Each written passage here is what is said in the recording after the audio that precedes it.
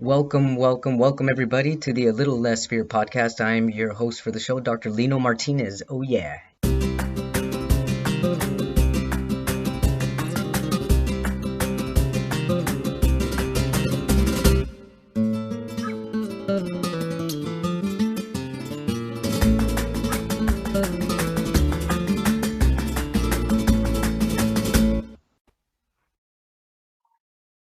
Welcome back everybody to the A Little Less Fear podcast, continuing with our weight loss, fitness and nutrition journey, welcoming Analia Romero, who is my cousin, by the way, everybody, and she has lost 95 pounds. What in the world? How did you do it? Welcome to my show. Hello, hi Lino, big hug. Thank you so much for Hugs, having me. air hugs, virtual Yeah, hugs. COVID times, right? You But look thank you so amazing. I remember what you used to look like. And it's like, and then COVID happened, and then you had a baby, and then all of a sudden you're on this journey and you've lost 95 pounds. I mean, it's like, I see you on Instagram, it's inspiring, but people don't know, a lot of people don't even know how to start. So tell us how you start. How did this journey start for you? well. I had some photos done when I graduated from undergrad when I got my music degree in Arizona, and this was a few like two years ago, and no, 2018, so 3 years ago, and then I saw the photographs. And I was like, I don't want to share them. As the first time I had seen myself, and I did not want anyone to see those photographs. And they were actually very tasteful, very nice photographs. And you'll see them. You used one of them, Hmm. the close-up shots on the left side, my before and then my after picture. Both of those are actually graduation photos, right? So the left one is the one I didn't want to share, and the right one is the one that I had like when I graduated from my master's. So I saw those photographs, and that was my turning point. And then the words pre-diabetic had come out of my doctor's mouth. Oh, yes. And so those were two things. I was struggling with what I looked like from photographs that I saw of myself, and struggling with the health issues that were arising as a result of that. So that's the first instance of saying, okay, I need to change something, and something has to change with what I'm putting in my body and the habits that I have currently. So what was the And first thing that you had to change? Because from what I'm hearing, it was obviously it was a baby step type thing. So what was the first baby step you took? the first baby step I took was first asking the doctor, hey, I need some kind of nutritional help. I need help. I don't understand what it is that I need to be putting in my body. So the doctor said, well, you could talk to a nutritionist that we can provide for you. We'll just set up a meeting. And one of the things that the nutritionist had suggested, we went over what a day looks like for me in terms of what I consume and how much activity I have and what my lifestyle was like. And it was just, being honest with myself with this complete nutritional stranger and Yeah. saying, this is who I am, this is what I eat every day, and this is what I do physically in my activity. The And great thing about that is that you asked. A lot of people are afraid to ask, and you right. broke that fear and you just went on for it, and that's the first step right there. That's amazing. So then what happened? So the first thing she had suggested was, oh, you know us Latinos, I had mentioned this in the Spanish interview. We love to have our cafecito in the morning, right? I still do. Yeah, we love it. My coffee is like gasoline. It is so strong. So that was the first thing I changed. One habit at a time. So that's the very first habit I changed in this initial journey was my coffee.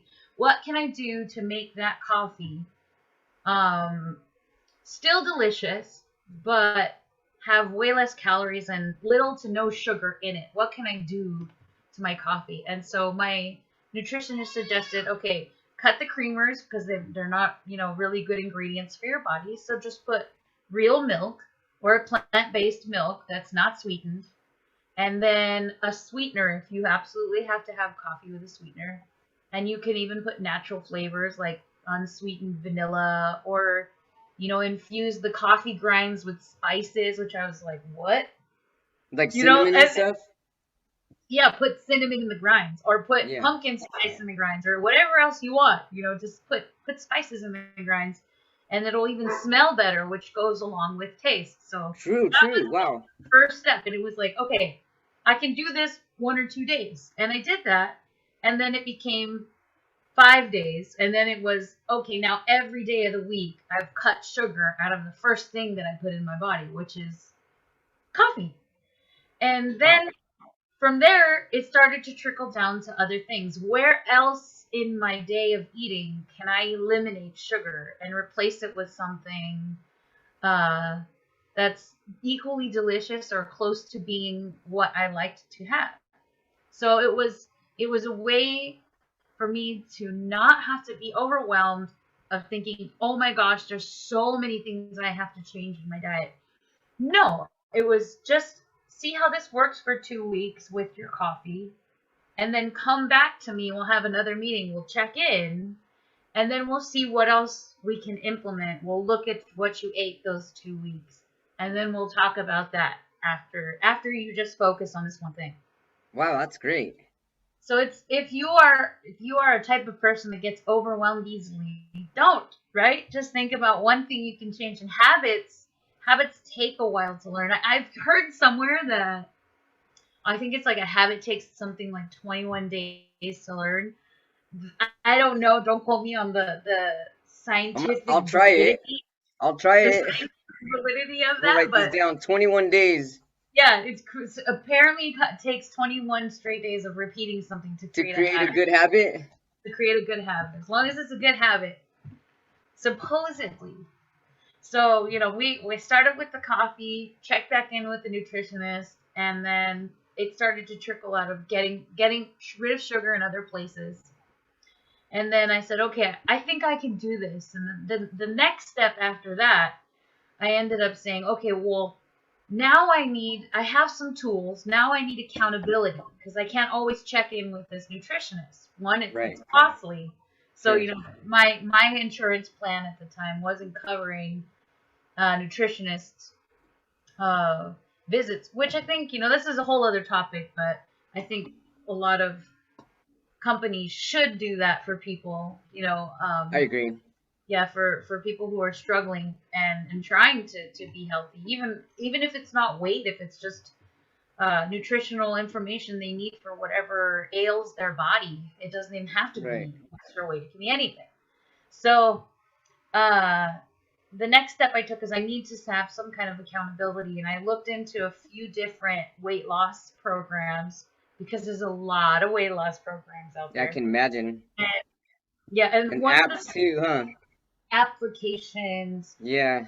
information, different types of style, intermittent fasting, keto, this and that. There's so much noise on the matter, and the doctor had suggested this one seems to be the most successful for people, and it's this big name called Weight Watchers.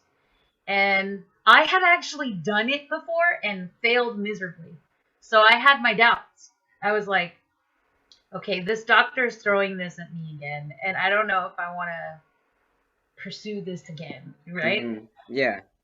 And that also went with a specific mindset in order for it to be successful. Like, but I'll go back. I'll go back to that in a minute. But the next step for me was to have some kind of accountability. So Weight Watchers provided for me to go to a weekly meeting where other people who were doing the same thing as me are meeting and talking about their struggles throughout the week and their successes throughout the week. So everybody's helping each other throughout the struggle and celebrating each other throughout their successes, whether it be on the scale or not on the So scale. like a group support. Exactly, like a group support. And then there's an application where you track all of your food, and your nutrition is part of the whole process. So I got information on nutrition first, and then went to a program that was going to help me with accountability, because I know me, I'm a musician, I need accountability. Musicians sort of check in with their teacher once a week. Yeah. There's, we worked on a song and we did these techniques. So it's the same thing for me. I need some kind of like assignment Yeah, yeah. to work on. And that's what that provided for me. I had a way to gain more knowledge on food and nutrition, and then have accountability. So I would weigh in every week, and I still do. I weigh in every week, and I still go to a meeting. And even during COVID, we still met on Zoom. So you still had your ways to have those things happen during this pandemic. So that So when was, did you start a seeing a big blessing. difference?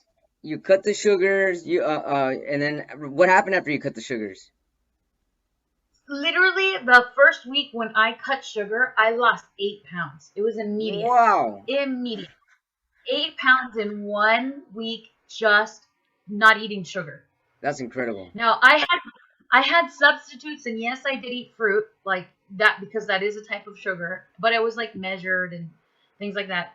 So when I committed to completely cutting sugar, because the first week I had only lost maybe like half a pound, but this is another thing. People think, oh, half a pound, that's not a lot. If you also put a visual, tangible amount to that weight, you won't think so poorly of that little bit of weight. So, for Yeah, example, half a pound, if you look at an entire box of butter, yeah, those four right. squares of butter, that's Yeah, one yeah, pound. That's 1 pound of butter. You've lost half a box of butter if you lose half a pound. yeah. That's crazy. It's insane. That's awesome. So if you put a value, a numeric value to the weight that you lose to something tangible, people then think, oh, a quarter of a pound is actually a lot. Is one It stick is. of butter, Yeah. and Wow. so that's always like continued motivation, and also just thinking about that. It's now it's like, wow, that's a lot of sticks of butter where we're at now. Yeah, you are. Yeah, you are. So then, what happened after cutting sugars? So after cutting sugars and going into cutting my or picking a system with accountability, I started measuring all my food. Anything that was it. So in my plan, my daily food, I am not limited to anything specifically. I limit myself to dairy and certain things because of my body, what my body can handle, and allergies that I have, right? But I'm not limited. I'm not told that I cannot eat anything. I eat everything. I eat tacos. I eat carbs. I eat sugar. Yeah, I know. Taco Tuesday, we had tacos. I did have tacos on Taco Tuesday. And I drink alcohol and, um, not when I was breastfeeding, but I drink alcohol and I have sugar from time to time. It just depends on what it is and how much of it I have. And everything I eat is measured. So, for example, things that are a free food, meaning I have no limitations to, are lean meat like chicken breasts and fish.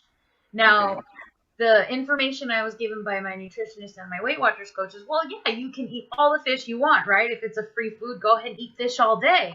Yeah. There's certain fish that is more fatty than others, like, for example, salmon. Oh, Salmon yeah. is a really delicious fish. It's very fatty. So maybe you should weigh all the fatty meats. So salmon, maybe like halibut and shark. Those are all very. I mean, I don't buy shark and halibut, but I do buy salmon. So weigh it out to whatever I suggested serving size is, which is 3 to 4 True. ounces. Two to four, 3 to 4, somewhere around there. So I have a food scale. So that was the next tool. I needed to make sure I had tools in my kitchen, which are measuring cups, measuring spoons, and a small food scale. So these are the three main tools that I use all the time when cooking, when eating and serving, and when building a recipe. So uh, so it was changing and cutting the sugars, getting to a program with accountability where I And can, having the right tools too and then having the right for the tools. proper nutrition. Yeah, for the proper nutrition. And some people say, oh, the things that I've heard, and because I used to say them to myself. I don't have time to do that. Yeah, right. I don't have time to, oh my gosh, I don't want to measure this and that. And the reason I did not succeed the first time around with the same program was because Well, with anything in life, think how the results of your work is how much work you put into whatever project you're doing. We Right. know that as musicians and artists, the more you practice and do challenge yourself with songs, with instruments, and your practice, the more outcome you're going to have in terms of success, learning a new technique, whatever. Same thing with your weight loss. Very true. You're only going to have as much success as much work you put into whatever you want. So, and that doesn't take that's not immediate, right? Right. You see that when you see the success, and then you say, okay, I think I can do this, and you built your confidence. So then you start to allow yourself to do more things for yourself, like measure the bread, measure the fatty meats, measure the fruit, measure the sugar, substitute sugar for other sweeteners out there, and be brave enough to taste those things, right? And Plus, the more weight you lose, the more energy you have to do those additional things, and then to keep going and keep going and keep going. yes, and remember this whole thing of habits, right? The whole maybe it's 21 days, maybe it's not, but Yeah, once you've repeated those things, they become second nature, right? very true. So those behaviors, whether it's measuring, now it's like I don't even go into the kitchen, and like all three of those tools are out. I'm like visual, kinetic. If they're not out, I have to look for them, which causes me more stress, right? Yeah. So those tools are always out on the counter wherever I serve, cook, and build recipes. So they're always out on the counter. The measuring spoons, the measuring cups, and the scale. They're always out. And certain things don't need to be measured, like fruits and vegetables and lean proteins. So I can just kind of go at it. But, So what keeps you motivated though? This cause like wow, 95, that's 95 pounds, that's amazing. That's an amazing, you've reached a milestone. So it's kind of like what keeps you going from now on, and do you want to keep going? Are you satisfied where you're at now? Do you have a goal to lose more, to get or to build more muscle now? I mean, what's your next goal? Do you have a next goal, or are you just taking it again one I day at a time? I do have a next goal. I started off like that one day at a time, and now the goals got bigger as the successes became bigger. So, and there have been disappointments along the way, right? So the Sure, of course. journey's never been perfect. But the next goal for me is to hit 100 pounds down um before Halloween, and I'm well on my way to get there. You got this. You totally got this. So I'm gonna get there, and I have And some. then some, I bet you. I bet Yeah. you, and then some. Yeah. So Yeah, I guarantee it. I'm hoping to do that before Halloween, and then I have a few more goals after that.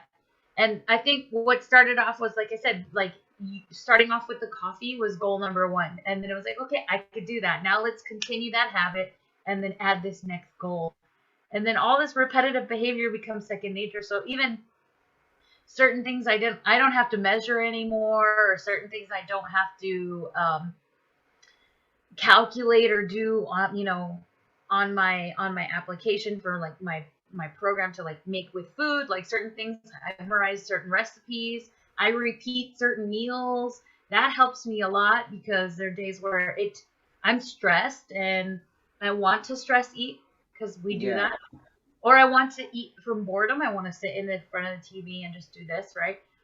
But having certain foods planned out for myself, and that took time to learn as well, helps reduce that stress for me. So I can sit and watch a movie, and I said, okay, I have these three things planned for snacks, and that's that.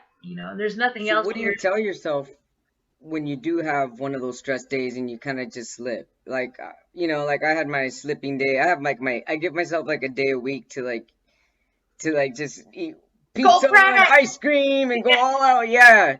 So it's like, do you allow yourself to go all out at all or is that just done? Like, there's no, I that's not an option anymore. I do allow myself to go all out on days, but I plan for it. See, now that's an interesting thing that some How do you people. plan for it? So what I'm in Weight Watchers, I eat a certain amount of food per day, and so when I'm planning for something, let's say on my birthday, I really want, like, you get all these great free things from different apps on your birthday. I didn't know that. Like I'll have free to check it out. chocolates and free burgers and free drinks. What? That's Yeah, you get awesome. all this stuff for free on your birthday. And so I was like, let me just download all these apps and let me just get all this free stuff because I like free things. So, so, so for me, um, I remember all the things that that I can have and can't have, and the things that are the most low in that are lean and filling foods and fiber filling foods that I can have that will allow me to splurge on something else later. So that's the main tool that I have, which means I do enjoy things. I don't enjoy them as often as I used to, not like every day. And if I do want to go, quote, off the rails on a day, I do, but I plan for it in the Yeah. previous things I eat. So everything So you if I balance it out before. Yes, I balance it out before or after. And let's say there's a day that I go on a restaurant with a friend that called me out of the blue or something, and I didn't plan to eat that much food at lunch, but I ate it. So then dinner, I'll adjust what I eat. And that also accounts for meal prepping. Meal prepping helps me a lot for when times like that. I have a Right. very low carb, lean protein, high fiber meal or something that then later I can splurge on something. Or if I've had a really heavy meal or something that's like full of sugar, then later I can eat that meal prep. And I've prepped for when things like that happen.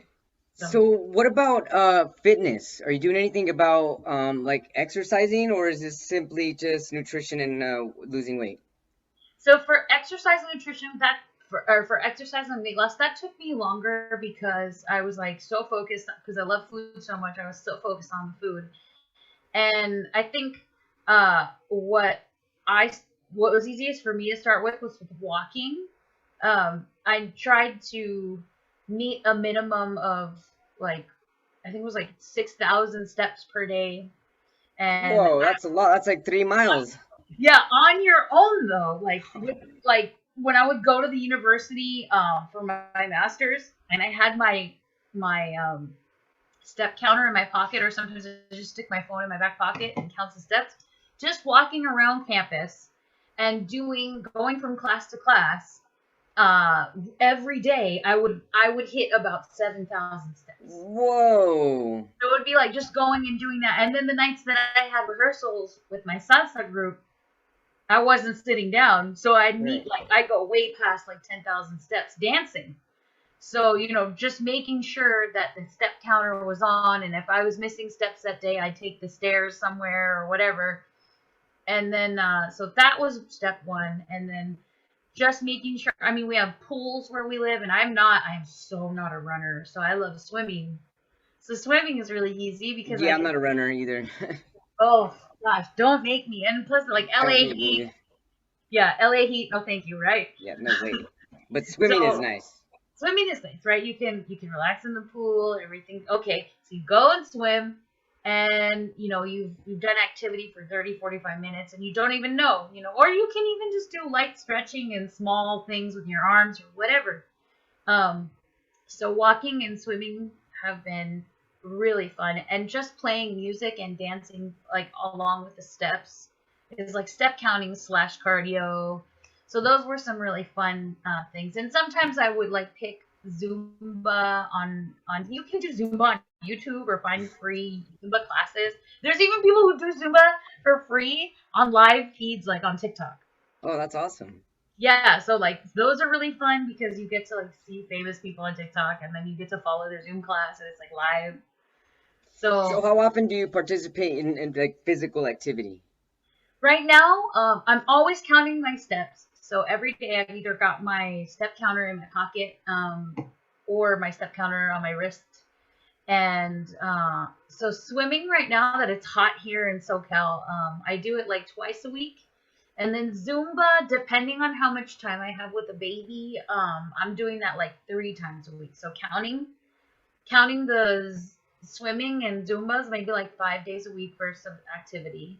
And then, and that's in between like teaching and stuff, which is more sedentary because I'm a musician and teach Yeah. music. So that's when I'm not moving around that much. And then, so steps. swimming, and Zumba, and that's about 5 days a week. That sounds fun too. It is fun, right? Because you get to play music. You get to do music with all that, right? Yeah, Yeah, music, for sure. really great fun stuff, and then swimming's outside. You could take the baby or your kids or your family, friends. That's sort of fun. Hey, so So, what and kind of advice? Go I ahead. didn't answer your question about my motivation though, and I really think what's important is Yes. if people think about in my weight loss group and program, we talk about our why. What is the reason, right? Your motivation. What is the reason in which you do? Yes. What's your why? First and foremost, now that I've had a son, is my son. It's my son. Okay. I want to be healthy and live long and to be able to keep up with him because he started walking and so he walks really fast. Yeah, So and I you want have to to get there fast too. yeah, so I want to be able to be healthy, to carry him, to play with him and not be tired and to live a long healthy life with nutritionally and like my blood, all of those things. I want all those things to be healthy. So what kind of advice can you give people who don't have their why yet? It starts from inside. You have to want to make a change and never ever tell yourself that you can't because there's if you think about the reasons why you haven't done anything to that point, it's probably not even your own fault. Likely. Right. It's likely that something here or here There's is some kind of telling you blockage. no. That yeah, there's something there telling you no and not to do it or you can't. And that's just simply not true. That you can do difficult things. You can. You can do difficult things. You're here now up to this point, and you're still here and you're still important and you can do it. You can do difficult things. Just continue to tell yourself you can. And those are the wise words of Analia Romero, everybody. You can do this. Everybody, you can. There's no can't. You can do this. We are made to do difficult things. Just try, right? Just try. Yeah, just try to have a little less fear to try, Yeah, have a little less right? fear and just try it out. Give it a Thank you so go. much, Analia Romero. This has been an amazing interview. You're definitely inspiring me to keep exercising, and you're inspiring our listeners. Thank you so much. I would like to reach out to you again in the future, either 6 months to a year. I'm going to redo the series and invite the same people that I interviewed to see where everybody's at. So keep going and Oh, keep that'd be really showing. fun. What's that? It was so wonderful. Thank you so much. I said so wonderful. Thank you so much for having me on your podcast. I love you so Thank you, much, Lino. cousin. Thank you so much for being Love you open. too. Keep going. Thank Love you. you. Bye bye. Love you too. Bye.